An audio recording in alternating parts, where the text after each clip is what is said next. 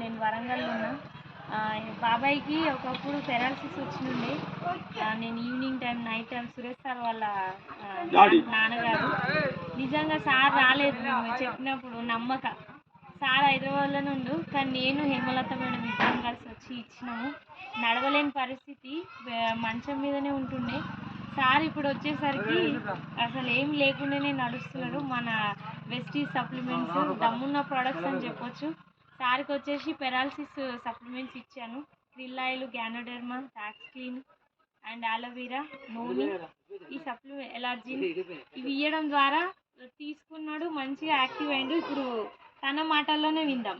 ఎట్లుండే బాబాయ్ ఇంత అప్పుడు మంచిగా లేదు, ఇప్పుడు ఈ మందు అయిన మంచిగా అయింది. ఇప్పుడు మళ్ళీ కట్ లేకుండా అర్థం మెల్లగా మంచిగా అనిపిస్తుంది.